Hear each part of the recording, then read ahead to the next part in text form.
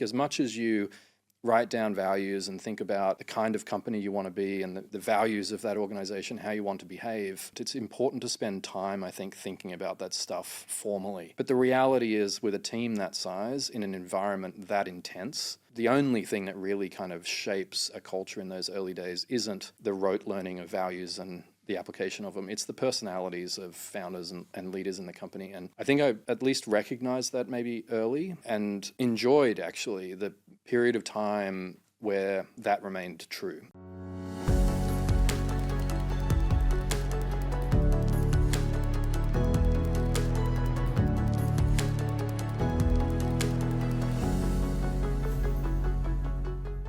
We are very fortunate to have Matt from Skedulo on the first today. Skedulo feels like one of the under-the-radar Australian tech company success stories that have reached the global stage in recent years. And at the helm is the always calm and collected Matt Fairhurst. Matt feels like the type of leader that you want in your corner when it feels like everything is falling apart. He is the one that can steer the ship. With really insightful learnings on how he approaches product design, leadership, and cultural principles, and when to push the green light on international expansion, the story of Skedulo has so much to tell that it was hard to get it all in 1 hour. But we gave it a good crack, and this one is not to be missed by early stage or seasoned founders alike. Enjoy. Matt, welcome to the first podcast series. Thank you. Great to be here. You know, obviously do a bit of background research on Matt and what you're all about. And I think as an outsider looking in, on paper, it looks like you have this sort of respectable, normal upbringing in Queensland, Brisbane, and then you get thrust into the big tech world with Skedulo. And now, obviously, it's not exactly like that. And looking at your LinkedIn, it's Skedulo right there.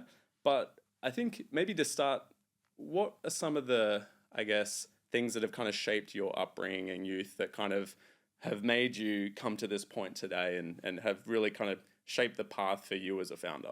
Yeah, I think I did have a pretty normal life, I think, in Queensland. And my dad worked in mining and grew up in a small country town about 3 hours northwest of Brisbane, about 15,000 people at the time. It was an awesome upbringing. I loved growing up in the country and kicking around on farms, and very formative and very grateful, I think, for the values and sort of discipline that Dad and my mum instilled on me and my siblings. And it was fairly conservative upbringing, I would say. But I think maybe that fed a little bit into just this kind of constant yearning and desire in me to not only sort of somehow figure out how to make them proud and just always constantly chasing that moment of pride from your parents, but also maybe just pushing the boundaries a little bit of maybe not being quite so conservative in my own career path. I really had no idea what I wanted to do when I was in high school.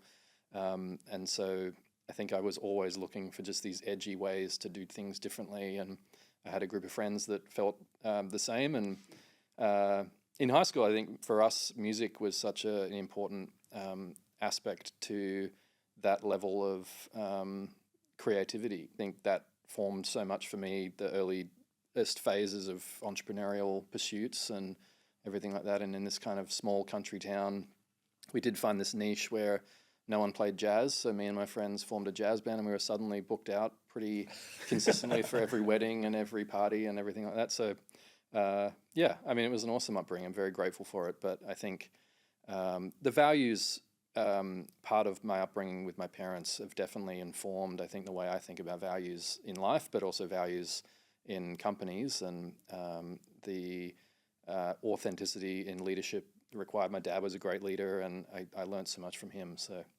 yeah, it was an awesome upbringing. Did you sort of look outside often? I know you spent time living overseas, so there was exposure into Southeast Asia at points in your childhood. But was it very much that it was kind of front and center? I'm in Australia for the most part, and I just think about my little community around me. Or were there instances of starting to think about a broader universe that existed out there and getting exposure in a more foreign sense? Yeah, I think it was always a little bit there. My dad's British, and he emigrated to Australia as a 10-pound pom in the 60s, I guess, early 60s. which looking back even today, I just think, him and his family, when he was 11, just sort of packed everything up and moved to Australia, having never been here before, and the promise of a job and a new life entirely. I mean, what an inspiration. I think I didn't think about it in those terms then, but I think looking back, it meant that, I think mum and dad were always a little bit global. Their dad's first job in mining was in South Africa, and that was an adventure, and always grew up sort of looking at their slides of South Africa and wild animals and their life there. So I think sort of thinking a bit bigger than even Australia was always a little bit in our DNA. And very fortunate, as you said, when Dad started working in Indonesia, I was in grade 11, and I think not many others in my school, in my high school, sort of had the opportunity to go to somewhere quite as exotic as sort of very remote parts of Indonesia. So I was super grateful for it. It was an awesome time, and I think it helped expose me personally to a whole bunch of different ways of thinking. I think maybe a different kind of appreciation for what others face and go through, and just what other sort of international cultures bring, and the amazing sort of value in the diversity of their perspectives and their lives and their stories. And that was, I think, so valuable to me from an early age. I think the recurring theme which you alluded to is like creativity, right? And that is, you were in a band, you taught yourself graphic design, you did creative studies at QUT, I believe. And I think we'll touch on it later of like just how important maybe that was for Skedulo. But did you think back then that was, a career path or an avenue of opportunity for you, or was it just more exploration? I mean, it started as exploration, I think, and maybe similar to sort of always yearning for this pride from my parents. I was like, although I talk about music and all my friends were very musical and were in bands, I was easily the worst musician, both objectively and subjectively, and I'm my worst critic as well. But I think when you're in a band, once we'd left high school and we were actually trying to play in a serious band, bands quickly turn into like tiny startups. You're sort of broke and trying to figure it out and build and create something that you hope people will buy and want and listen to and come to your shows, whatever. But it's creative beyond just sort of music as well. You have to have album art, and in those days, MySpace was the only distribution vehicle really for bands. Still the best. Yeah. So I self-taught myself to design a solid MySpace page, and I did that for other bands as well, and album art and posters and everything like that. It was sort of, if I wasn't going to be the best musician in the band, I was going to be the best at graphic design. So that was something that I could apply myself to and was valuable, and we could, do for free. And that was sort of sort of roughly corresponded, I think, with the real early explosion of web 2.0 of, really interactive web design and graphic design, user experience, user interface design. And so everything I was reading through this sort of self-learning process taught me a lot about, ultimately the things that I would apply later on in my career. And so do you think this exposure to web, post the creative side of things, was there an aha moment there that being a founder was on your kind of horizon at all? I don't think so, but also through all of that period, whilst I was studying at university, after high school, playing in a band, trying to be creative, I was working mostly full-time, or at least sort of very, very heavily part-time. And in all sorts of like air conditioning installation and retail, manufacturing, like so many different jobs, which was really formative from a business perspective, I think. But in so many of those, I remember being frustrated by thinking, oh man, there's got to be better ways to do this or that. And if only I could own this company or be the leader of this company, it would be so much better. And that was probably very naive. But I think that was probably the early realization that, if I was going to be happy working and feel fulfilled, that maybe I would need to start something myself. And I think that sort of kicked off a cycle. But maybe those years of sort of frustration was the spark.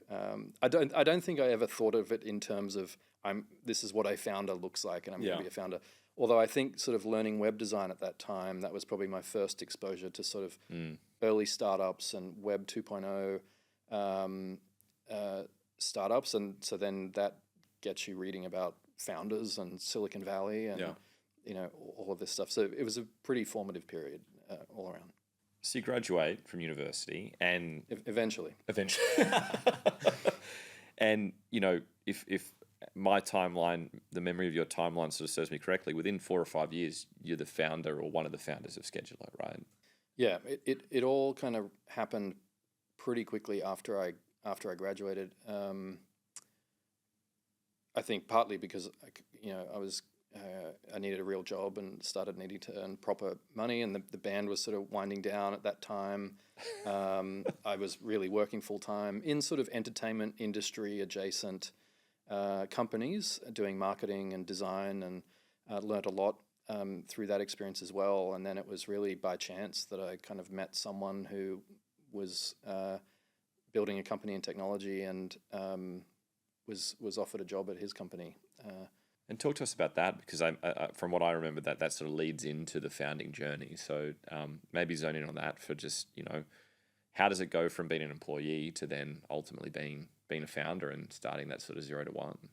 Yeah, I'd had a few marketing roles in companies where I really enjoyed the content of what I was marketing: loudspeakers, flight cases, guitar amplifiers. And so, it was easy to kind of fluently translate that through design, through messaging, through marketing, particularly in these companies where maybe elevating design and elevating the way that they were presenting to the market through the internet and physically at events and things like that was really remarkable. And so my impact felt high.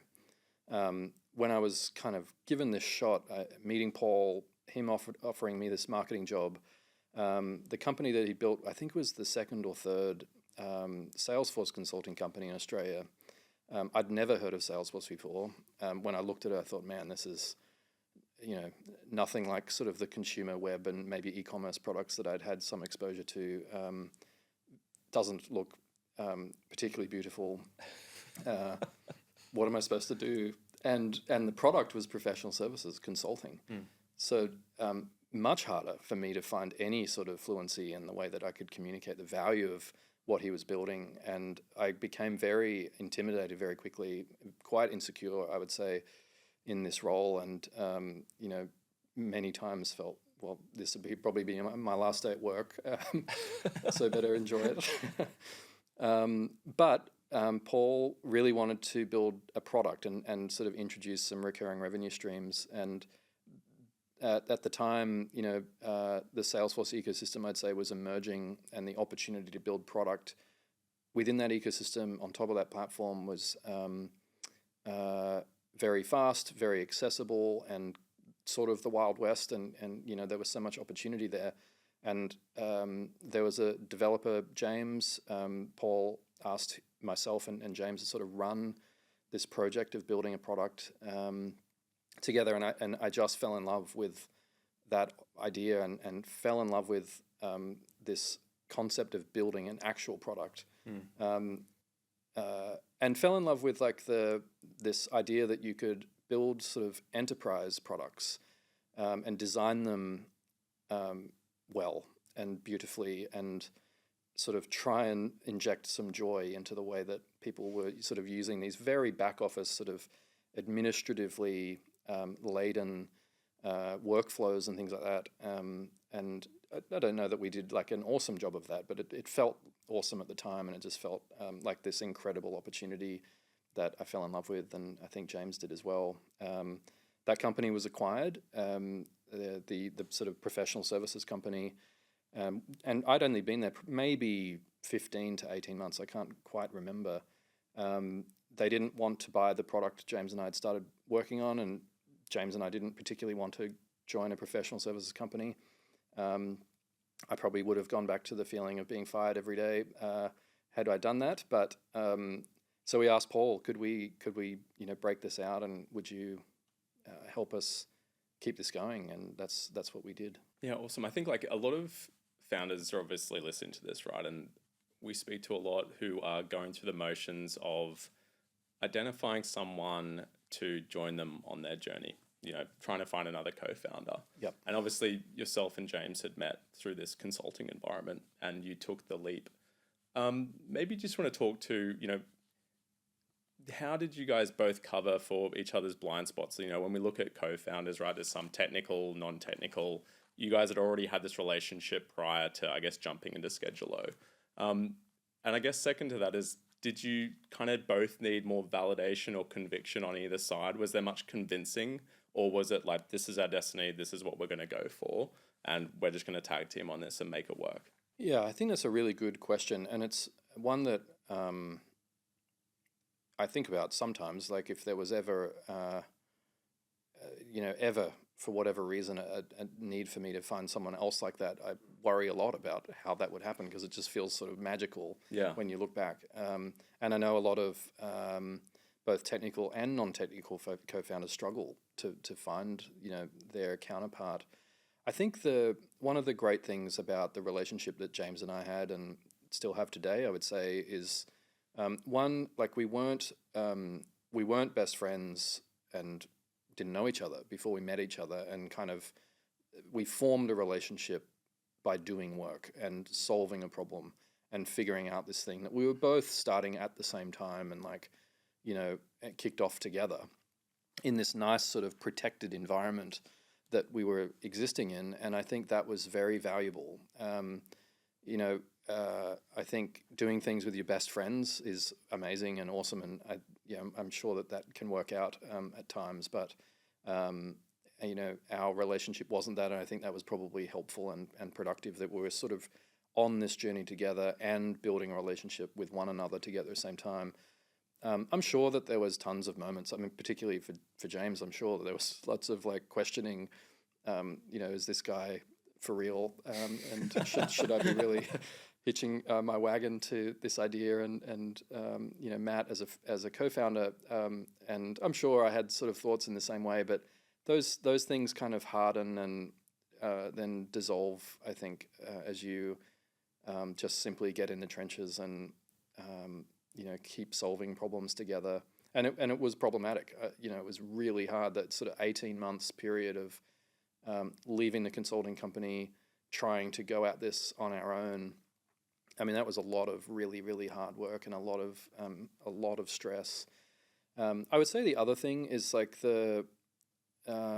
we just complemented each other so well. Like, I had strengths that James didn't, and James has strengths that I would never imagine having. I mean, he's incredibly technically intelligent and capable, and our ability to just think about ideas and solve problems together was really very special. And I think, I don't know if there's an answer to the question of how do you replicate that, or how do you create those things, but those were the things I think that worked about our relationship, and then ultimately led to a really productive working environment. Let's set the scene here. So this is Brisbane 2013 in Australia.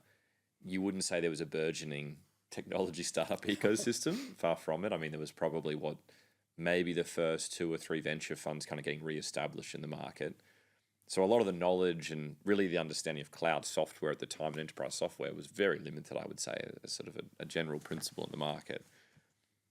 What do you do? How do you figure it out? I mean, you've got Paul, who'd been a successful founder and had sort of exited, and I imagine was mentoring you guys to an extent. But how do you prioritize? You want to build the product, but there's a lot more to be done, fundraising, team, all of these different elements. What became the most important things, and how did you get on with it from day one onwards? I think for the first year that we were properly doing Skedulo, once we'd kind of pivoted out of what we were building and started Skedulo, for that first 12-month period, nothing else mattered other than these customers that we talked to, the product we were trying to build, and trying to find more of those customers. I mean, if there was a technology startup scene, I wouldn't have known because I just didn't get involved. I just didn't have time to get involved. All consuming. It consumed every part of my life, literally, and likewise with James. And I didn't even know what venture capital was, I think, when we started the process of like running out of money and then running out of credit card ceilings and then needing to raise money. And had you taken on any investment at that, any angel investment? Had Paul seeded some of it? Paul had seeded some of it and rounded up a group of friends and family and people that I don't think trusted us, but trusted Paul. That very sort of grateful for those sort of early investors. But it wasn't a large amount of money. It was pretty finite, and I think it became very clear we were either going to go bankrupt and fail, or we had to raise proper capital. And that was a funny story, sort of raising money from Blackbird and meeting Nikki and me having no idea what venture capital was. Do you want to expand on that? I mean, that was 2014, right? That you guys raised institutional capital. So, you've gone a year early, you don't know what venture capital is, and you're sort of heads down, all consumed on product. How does that come about? What's the process to do that? I think I've told this story before, but it's a good story. I had I guess an acquaintance that I was almost a competitor who just sold his company and gotten acquired, and I met him for coffee and was telling him that we were running out of money. I think maybe actually to think, oh, well, you have some money. So let me tell you about my company. But he said, hey, you should talk to Blackbird, and talk to Nikki. And I was like, all right. And he said, he would make the introduction. That was helpful. I think before he made the introduction, I went to like what I thought was Blackbird's website. It had nothing to do with venture capital. I was like, oh, maybe this company just invests on the side. And all right, well, let's like play this out. That didn't happen. He made the introduction. And then I made the mistake of reading Blackbird's thesis, which was very anti what we were building. We were sales-led enterprise, not sort of high velocity in sort of any regard. And they had a very sort of clear mandate of some of the things we were very in line with, global from day one, and some of these other kind of aspects of their mandate. And I emailed Nikki and said, look, I don't think we check every box here. So if you want your time back, I don't want to waste your time. And is that right? We're not a perfect fit here. And just so grateful that he didn't, ignored all of that and caught up. And I think it was the simplicity of telling the stories of our customers and the value that they were getting from the product that ultimately led to their investment, and they still remain very supportive to this day. So nearly blew it, but he ignored my email. Let's maybe take a gear shift to product, right? And I think that Skedulo, given how diverse the use cases are and how complex the user base is, has done an incredible job in this domain, and I think it's also a passion area of yours. But maybe just talk us through how has the product itself evolved from that, I guess, initial whiteboard session to what it is today? I think it's definitely evolved a lot. Functionally and visually, it's evolved a lot.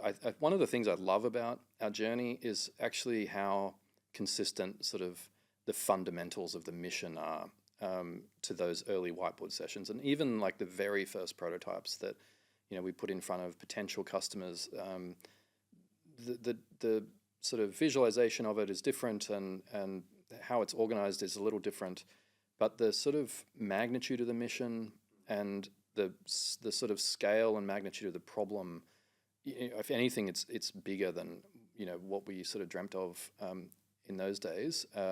But it's so remarkably similar. Like what was very clear in retrospect, I don't think we kind of could articulate it at the time, but what was very clear at the start was that there was this huge portion of people that were working for companies that until recently in those years only, never had a medium to use when they were outside of the office and away from a desk. And the mobile phone, smartphone, the iPhone, which had sort of been around 7 years when we or so when we started Skedulo, it just created this.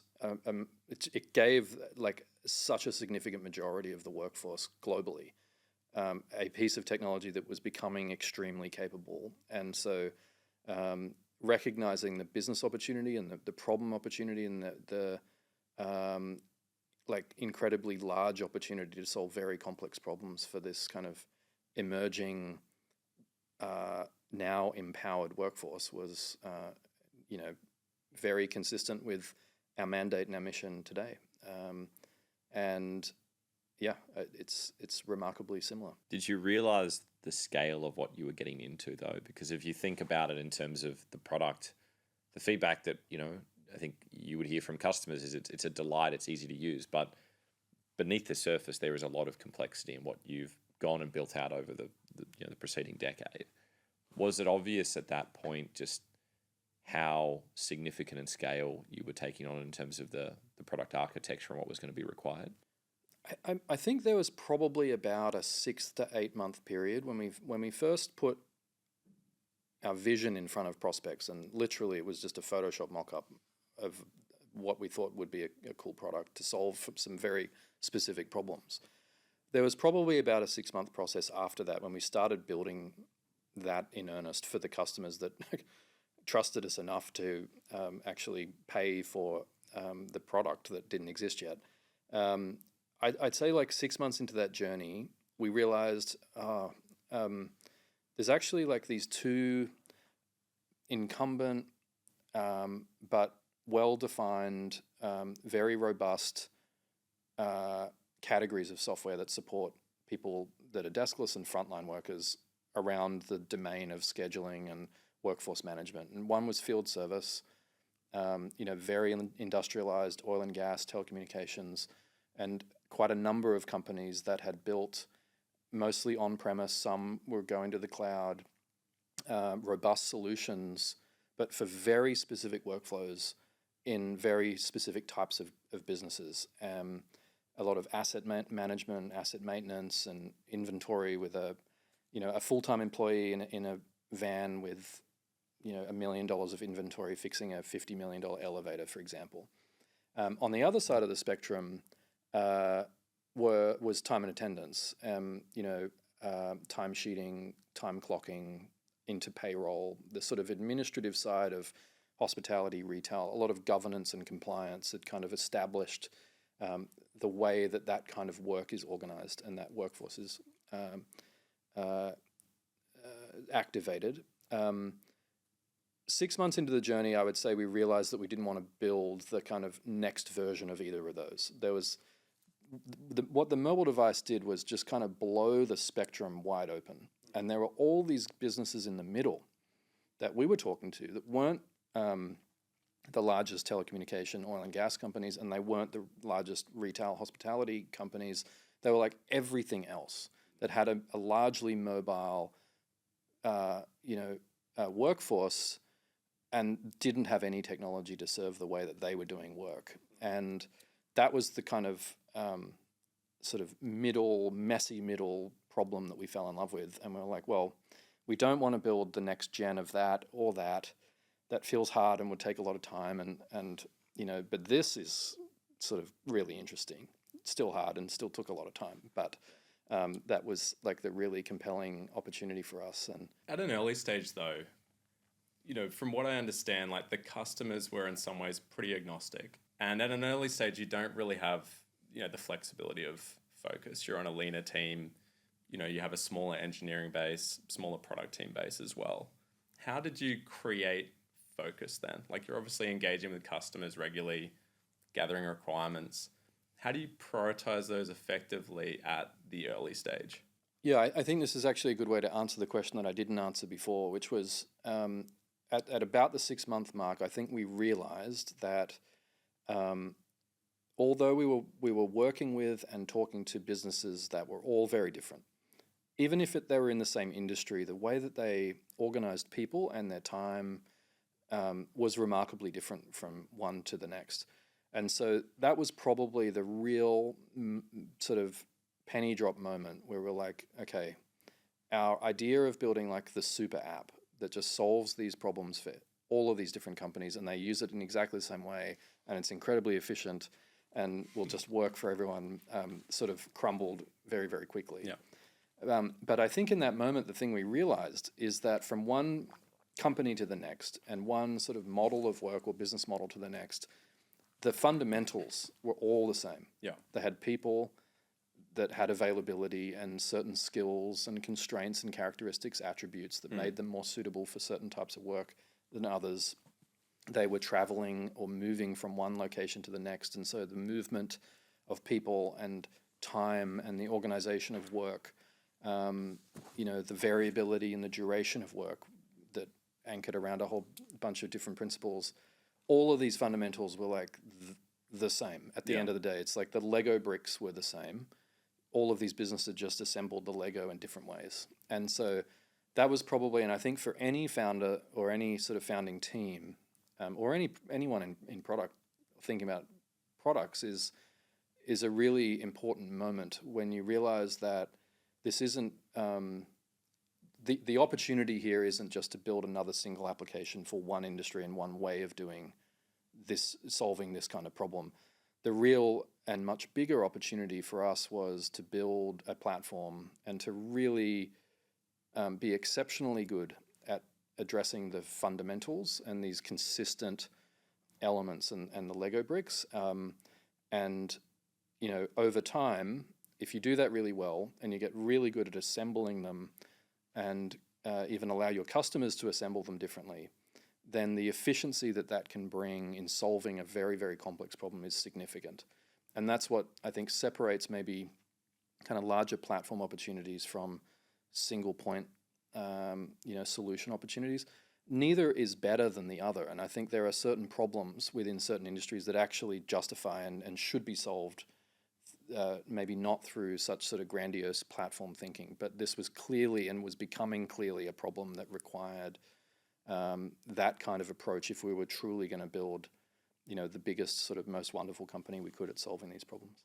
Yeah, I think it's a fundamental founder's dilemma, right? Like the kind of point solution, module-driven approach versus platform solution, which requires customization, flexibility, integrations, etc. So I think it's a really valid point. One of the super interesting stories I found was that you still have customers that you sold to off a Photoshop image 10 years ago, which is remarkable, right? What do you think is driving that? Do you think that's like a product evolution and you've retained those customers? Do you think it's like a people element? What do you think is driving that retention? I don't know that it's any one thing, but I think one of the sort of great things about solving these kind of problems and Skedulo maybe specifically, the problem is very sticky and very mission critical for our customers. This is literally the articulation of their business model and how they productively deliver value to their customers. For most of the organizations we work with, it represents the significant majority of their entire company in terms of the footprint of the workforce and what they're doing. Or in a larger organization, it's the significant majority of a line of business. And so for either of those, it's not like you just don't deliver services or don't move around to do something. A healthcare company doesn't just one day stop going into people's homes and caring for them, or a manufacturing company just stop delivering and installing the goods that they've created. And so the problem is mission critical. If you solve it well, changing that and sort of riffing or ripping it out or anything like that, it's kind of like heart surgery. It's very complicated for the customer, but it's important as a product company that you don't rest on that laurel. I think you can't just rely on the fact that you've solved a really hard problem that's too painful to remove. You have to constantly then invest, I think, one, in relationship, and two, in real alignment between what it is you've built and how their business was when you met them and how their business needs to evolve and how they want to evolve their business in the future. And I think this comes back a lot to the benefit of platform, the benefit of people in a sales and support relationship with customers that can be justified, I think, when you're selling into a problem that's valuable enough to warrant that kind of investment in relationship and connection with your customer. So I think it's all of these things combined. And when we started, and perhaps still today a little bit, like it's not the sexiest thing to do, going and solving these like very hard back office, predominantly kind of challenges in companies, and have a sales-led sort of enterprise product and go-to-market motion. Like these were almost shunned as sort of concepts, I'd say, when we were starting Skedulo. But I think just so critically important for the problems that we solve and the customers we solve them for. So you raised your first institutional round, you start to build the team. And I remember around this time, you started to have a physical presence in Brisbane. I remember driving down Fortitude Valley and you had the very distinctive office with the shipping container that came out. I remember thinking, what's Skedulo at the time? But you must make shipping containers. Yeah, exactly. But let's talk a little bit about culture and leadership. You've been in a career before, but this is your thrust now into sort of building a team and establishing the values of it. Was that something that just was very obvious early on and you were like, we need to invest time into this? Or was it an iterative thing that yourself and James sort of started to figure out was going to be critically important as you scaled? What was the sort of aha moment that, hey, culture and establishing values is going to be critically important to lead a bigger team over time? Yeah, I think maybe in the absence of being part of a bigger tech community at the time, as we've sort of spoken about, I often felt like I was kind of hard pressed up against the glass looking in. Yeah. And so I think I spent a lot of time trying to learn everything that I could about all these companies that I thought were great, with great founders and great cultures, and just trying to sort of learn from a distance, what were they doing well, and what does leadership in a company maybe sort of several chapters in front of ours look like, and how do you do that? And I think sort of through that exercise and through, I think, reading and trying to learn just as much as I possibly could, because it's hugely intimidating, I think, when you're really early stage forever as a founder, but you just you have no idea how to do any of this stuff. And so it's constant sort of learning journey. And I think it's okay also to acknowledge that we're all thieves, and emulating and sort of stealing ideas is totally normal and acceptable. And I think in the very early days, that's what we did. I think we just sort of literally copy and pasted Atlassian's value system and put that on our website because that felt great and aligned with the way that I thought about the world as well. I think though, maybe when you're getting close to 20, 30 people, it was pretty clear to me that it was my personality, James's personality, maybe sort of several other kind of key personalities in the company that were really driving and shaping the culture. I think as much as you write down values and think about the kind of company you want to be and the values of that organization, how you want to behave in the early days, that is important. It's important to spend time, I think, thinking about that stuff formally. But the reality is, with a team that size, in an environment that intense, the only thing that really kind of shapes a culture in those early days isn't the rote learning of values and the application of them. It's the personalities of founders and leaders in the company. And I think I at least recognized that maybe early, and enjoyed actually the period of time where that remained true. I think when you're creating a company or any group of people, and the culture is largely a mirror that you're looking at of your own personality to a certain extent, that has good and bad about it, right? You see all the things that are it's confronting. Great, maybe, about your personality, but all the things that aren't so great, and the habits and the style of engagement and the things that people start to work around or manipulate, within that, and that becomes confronting and important, I think, to recognize. Then it changes entirely once the company reaches a certain size, and your own presence and personality and relationships, I think, with the people that you're working with reach a point that you just doesn't scale, and then you need to dream it all up again. How do you actually transition to that, right? Because I think if you're not going to be front and center, say, in the Australian business, and you might be stateside for X amount of time, I guess that links into, hiring the right people, right? And getting the right people in the business. How have you effectively been able to do that if you look at the early days of hiring at Skedulo versus now when you're a multi-market business?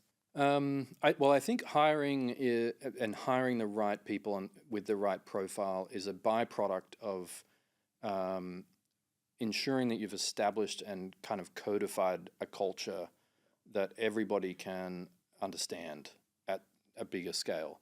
And that is kind of the break point. I can clearly remember sort of waking up and the company had reached maybe 100 people. When you're globally distributed, you can get away with it a little bit longer because the clusters of people are smaller. And I think I always recognize as well that when a team is less than 10 or a group of people is less than 10, you have to like fake it and just through sheer hard work and determination, like create, a culture where, or just do the things, right? You have to just be there all the time at going out after work and being part of birthday parties or whatever. You just have to kind of fake it and make it happen. And maybe faking it's not the right thing, but you just have to be so omnipresent and just force it over the line. Once the company reaches a certain point, that becomes like organic. There's now micro sort of groups of 5 or 10 and clusters of people that are starting to do that on their own. And it kind of creates this wonderful environment that, but then sort of starts to scale. And so the early year sort of personality reflection, development of culture, I think, starts to break down because you're not there all the time, and there's other personalities and other ideas, and maybe they're not so aligned. I've always been really inspired, I think, by leaders and companies who are really deliberate about identifying, branding, and elevating the way that they talk about culture and impact proportionally to other really key strategic things in the company. I also believe a lot that when you have the amazing opportunity to build a company and lead people, you're not just creating a product, you're not just creating a company for the benefit of shareholders or other stakeholders. Like you have, it's all encompassing. You have so many different stakeholders in the company. And as you get bigger and bigger, your community is a stakeholder, and the families of your employees and their kids, and like it's just an amazing blessing, I think, and a platform that you're creating as a leader and as a company. And that with that, I think personally comes a huge responsibility to take this stuff really seriously. So coming back to your question, when it all sort of starts to fall apart, that was a really important moment for us to say, okay, now's the time to really brand this differently, to codify it in a way that can help people really understand what it is we're building, and not just write values, but talk about how those values are articulated. Values are really easy if they're just one-liners, and they can be manipulated to mean anything that people want them to mean. So you have to be really purposeful in sort of exemplifying what one value or another really looks like in our journey and in our company, and that will evolve and change. But it's much bigger than that. We call it Skedulo Heart as we kind of reference our culture, but for us that is everything from, values is a small part of it. It's how do we talk about impact and vision and mission, like why we're here, why are we doing this crazy thing again? Let's remind ourselves continually of that, and the audacity of that, all the way sort of to how we work and how we think about interacting with one another and having hard conversations, or ideally how we would do that, and what are the parameters that kind of shape culture at a different scale. And the most important thing I think through that period is that it's a collective responsibility. It's not just a founder writing this long form document and all these opinions and a monologue. It's a shared responsibility at that point. It's more democratic, I think. And that was a really important process for us to go through. And it's one that we keep going through and recycling, I think, in different ways. When was the decision to start to think about a multi-market future? So when was the time that you thought, hey, this is working, in Australia, there's clearly demand from customers. Let's go tackle, the world's largest market. Let's go to North America. Let's expand there. Was that organic in the sense that you had some pull? Was it a recognition that, hey, until we get to that scale and we go to that market, we're not really going to have a presence that's going to be meaningful enough? Talk us through, I guess, that, because you were really part of the first generation of Australian software companies that decided to go pretty early on, hey, we're going to not just be Australia, we're going to do global, and we're going to go put boots on the ground and relocate over to North America, for example. It was really early. I think in the first 10 customers we had, I think 2 of them were from North America. Is that right? A sort of superpower for us in the really early days was the partnership that we'd had with Salesforce and some other companies, and that is just such a when you understand how to execute within those environments and you understand those ecosystems, they can be very powerful. And it was powerful for us, and I think it just. I think we started the company under the assumption that we were just going to be a global company very, very quickly.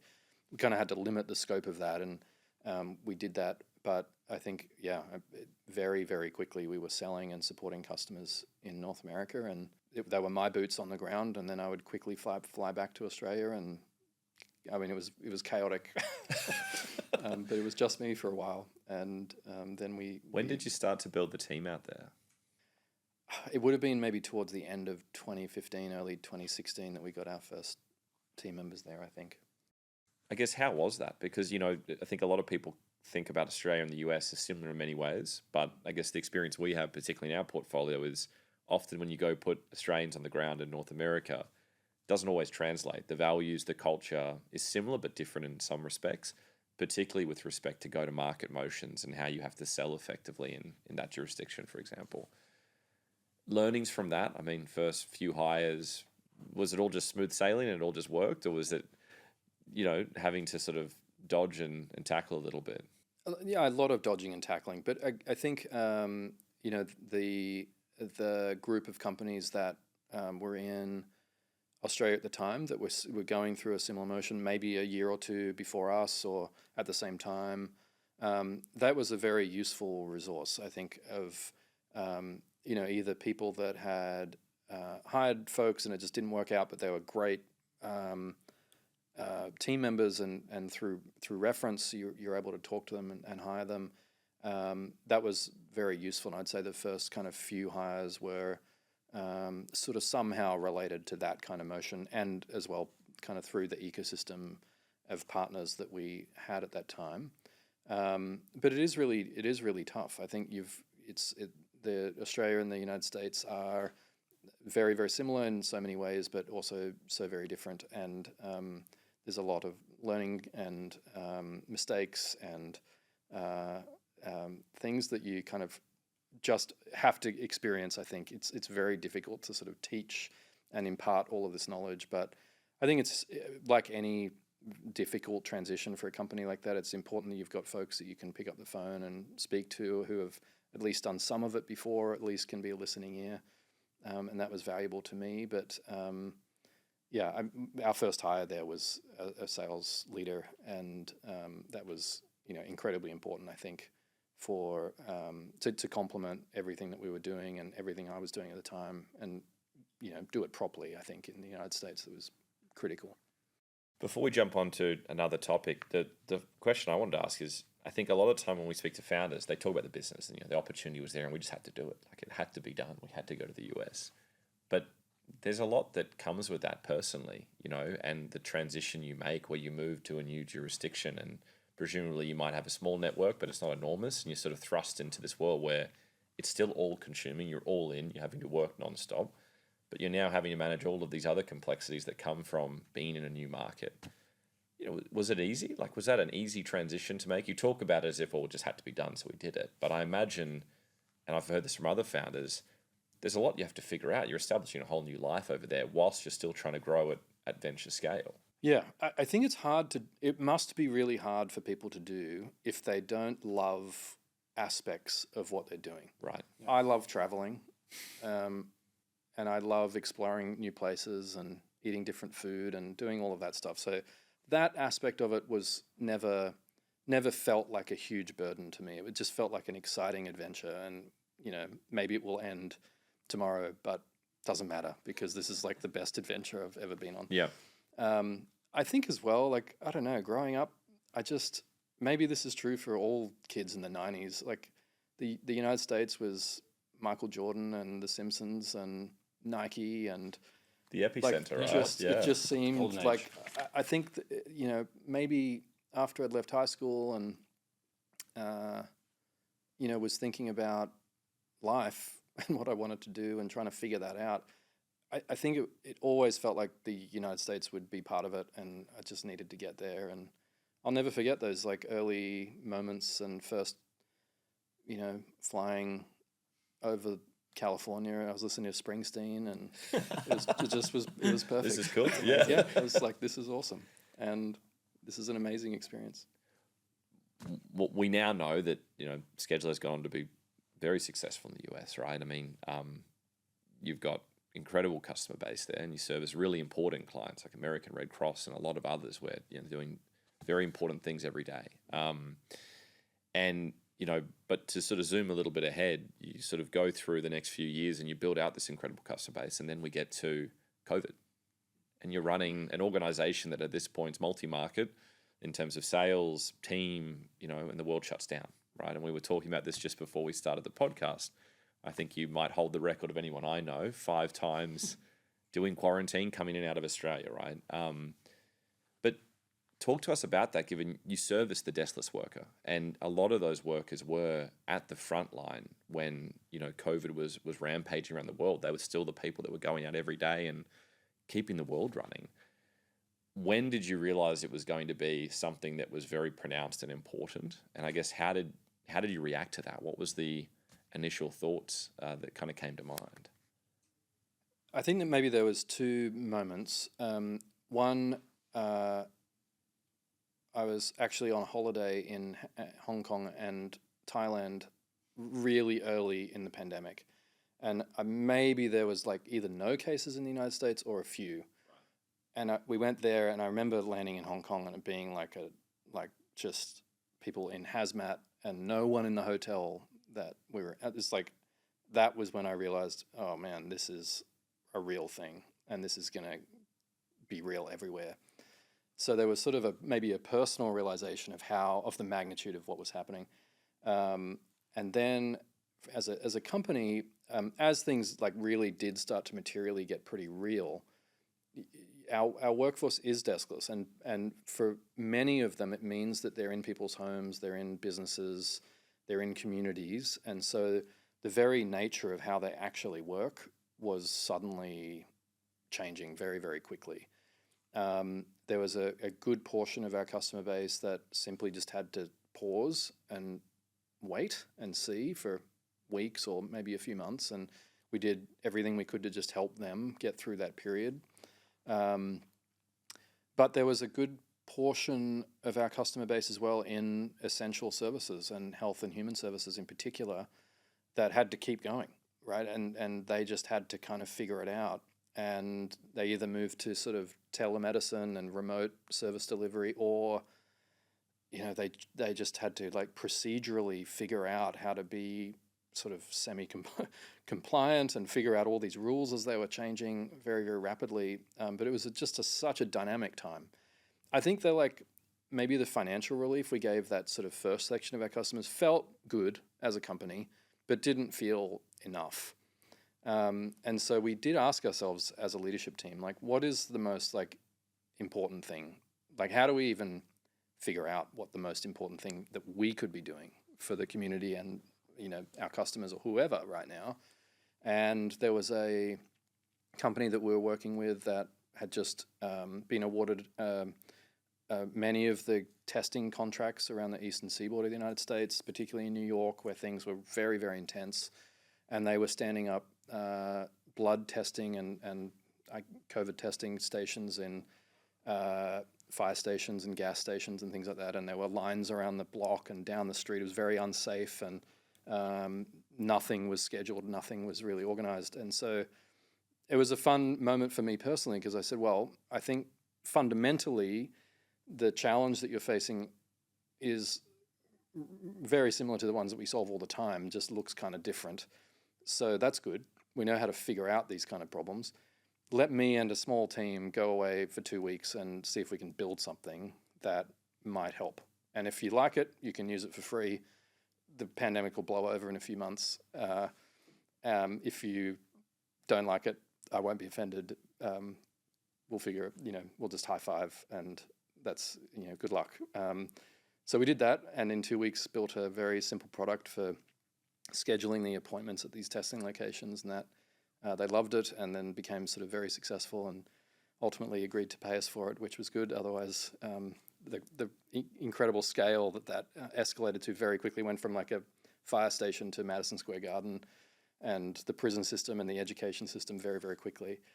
And then, this incredible sort of transition from helping these organizations with testing into the inevitable need for vaccine administration scheduling at scale, and suddenly talking with the White House and the CDC and state governments everywhere felt like a very rapid whirlwind, and it was incredibly intense, but also like entrepreneurial, and just it actually for me felt like going back to the early days of the company, where you're figuring out all these new things very, very quickly, and being as creative as you possibly can, and under incredible stress and intensity.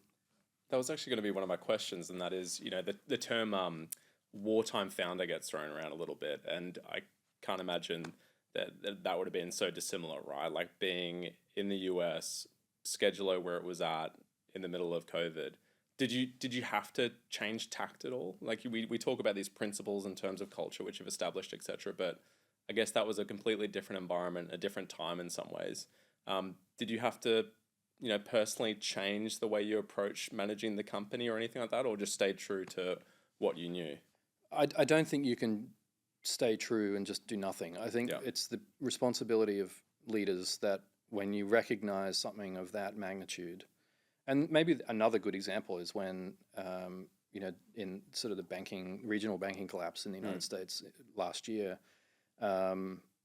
we suddenly had $0 and 0 cents. Like it was very troubling in a very, very short period of time. And that's maybe another moment where the minute you realize you're dealing with something of that magnitude, and, the livelihood of your team and their health or whatever it is at stake, you just have to change quickly and go into an exaggerated mode of presence and communication and clarity that I think helps not only reassure your team and your customers or whoever it might be, but also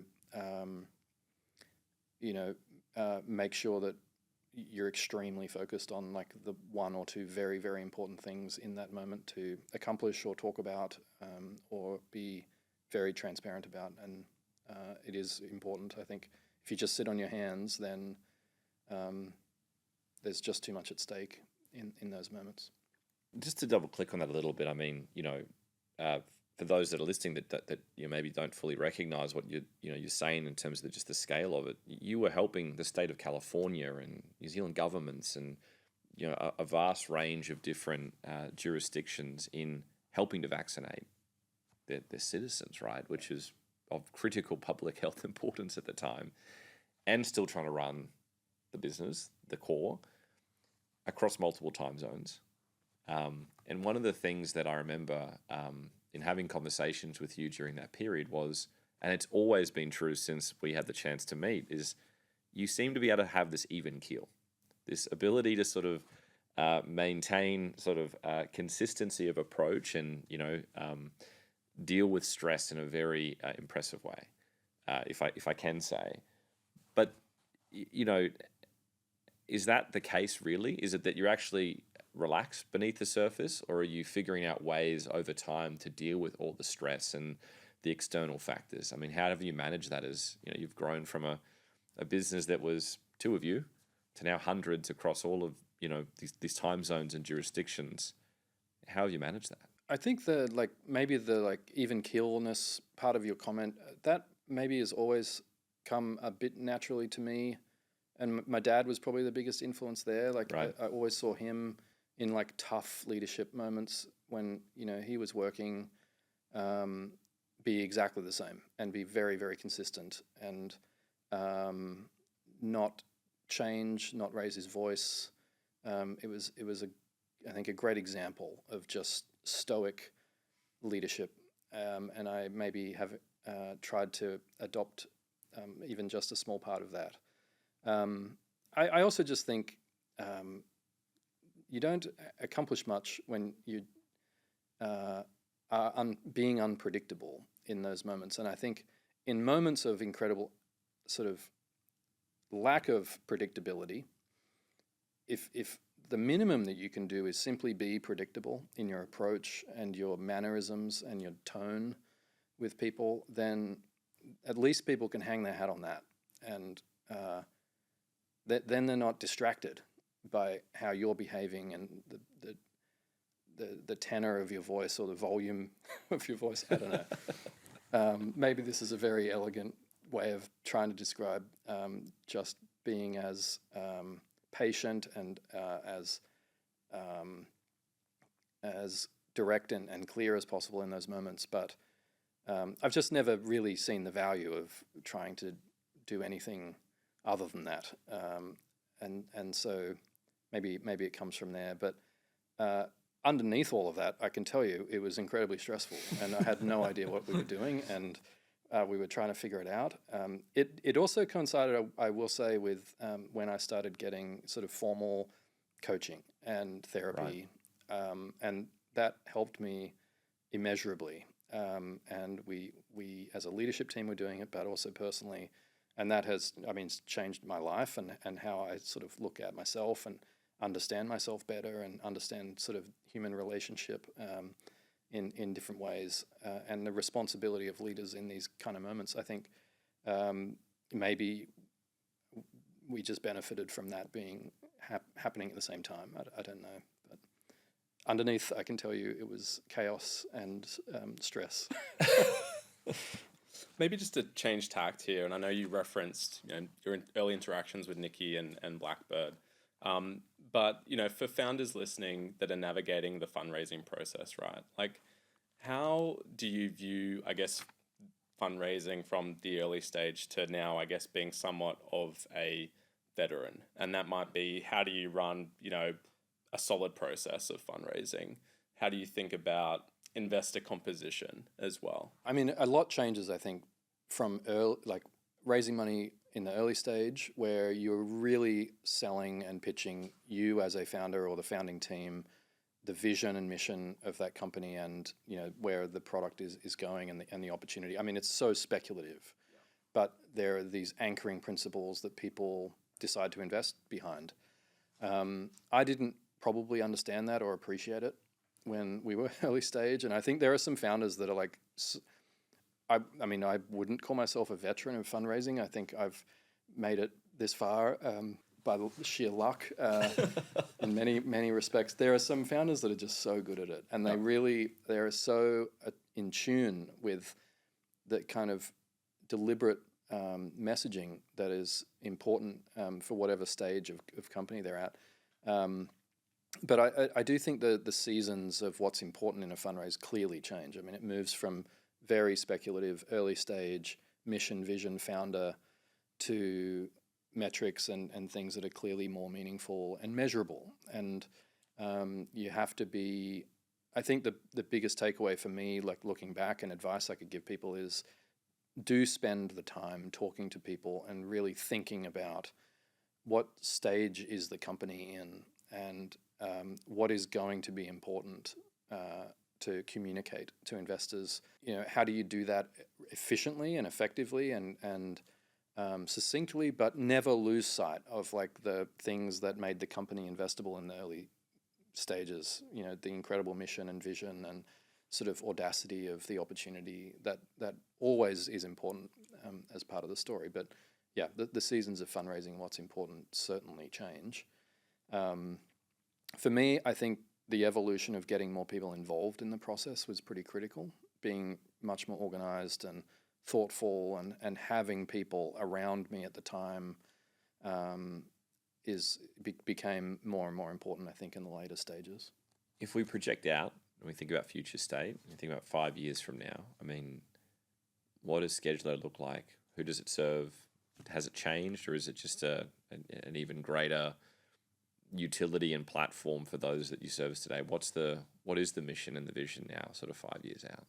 I mean, our mission is to not only enable but enrich the lives of deskless workers, and I think that that's so wonderfully large as a description of what we could possibly do. And I think that we've started very clearly in the center of the challenge that faces any company with deskless workers and any deskless worker themselves, which is how do I become technology enabled to do the things that I'm doing every day? How does that technology get out of the way and make doing that work much simpler, so that I can actually focus on the work, not the administration of that work or the organization of that work, for hours every single day? How do you make that process much more efficient? How do you help companies grow and scale and think differently about how they can transform over time? And I think that really ties back to our platform vision. But so many of the challenges that we solve today are focused still on the organization and management of people, time, place, work itself, and then the engagement of that work on a mobile application. The beautiful thing about that, and I think that what our opportunity, our mission represents, is that there are so many aspects of interaction that are yet to be solved. But when you've created like a single pane of glass and a platform, the medium, the software medium, if the device is the physical medium, we've created, I think, an environment for companies to go and solve so many more problems outside of simply organizing time and where an employee is or a worker is at any given time. But once you've actually solved the bookends of their day and their productivity and their yield, there are so many more problems to think about. How do you recruit deskless workers? How do you onboard them and bring them into an organization? How do you train them really effectively?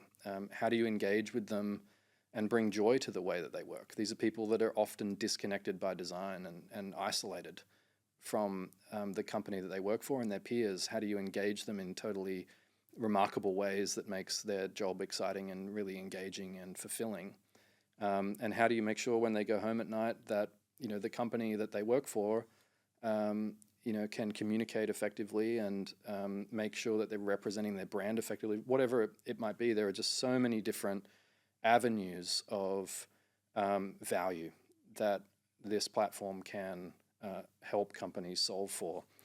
And I think that was a really formative comment that I kind of heard, I think, from someone who was maybe when we were raising our Series A or our Series B, said when he kind of was hearing our story, and a lot of the market was still comparing us very much to field service at that time, and he said, you really need to decide, are you going to build a platform or are you just going to build the next gen of field service?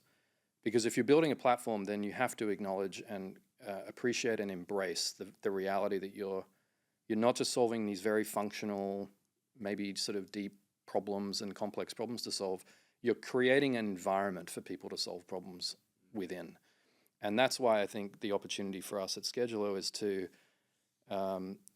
yes, serve this incredibly important part of the workforce, but do that at a magnitude that creates the platform in the same way that Salesforce did for CRM and Workday's done for HRIS and ServiceNow is doing for internal processes and service management, and SAP did for ERP, NetSuite did for ERP. That's the sort of magnitude and the opportunity, the size and scale of the opportunity that we see. Final question. You've had an incredible journey thus far. Skedulo's had an incredible journey. If you had to impart, one piece of advice for any early stage founders that are listening, what would that be? I mean, we spoke a little bit about values. I think it is incredibly important, even if you're not, branding and creating structure around your values, you maybe haven't gotten to that point yet. I think for any leader, it's so important that you do really establish in yourself as a leader the values that are most important to you. Most often, they will correlate with what's important to you personally outside of your business life, and that's a good thing. But I think taking that seriously, thinking about it, and spending the time talking about it, formalizing that within yourself, and thinking about it very, very seriously is important. It creates an environment where when everything is falling apart, when everything is going wrong, which will happen over and over again, it gives you this backstop, I think, of the building blocks upon which you can make decisions. And if with nothing else, you have those values and the things that are most important to you to help frame out how you make a decision, I think that's incredibly important. I think the second thing maybe is something that I'm still learning, and I know many founders are learning too, but companies change so quickly. And as a founder and a leader in any company, you're always right at the front of seeing the highway that's in front of you, or the car crash that's in front of you, or the thing you have to avoid, how the company is, what the company is going to be facing over the next 6 to 18 months. And you are the only one that's right at the front in the driver's seat and in that position. And it's your responsibility to be able to translate that to a team of people that, yes, can see those things too, but maybe not quite as early as you have. And so it's really important, I think, to always be thinking, what is coming in that time horizon? How do I need to react personally? How do I need to evolve personally? And how does the company need to evolve in order to make sure that we're meeting that challenge and actually fulfilling like the strategic purpose of why we're here? It's very difficult to do, and I've not done it frequently, but I think maybe if there's one thing that leaders need to be very consciously aware of, it's that time horizon and the importance of evolution personally and as a company. Matt, it's always an incredibly insightful conversation with you. So I want to thank you for joining the first podcast. You're welcome. Thank you for having me. Thanks, Matt.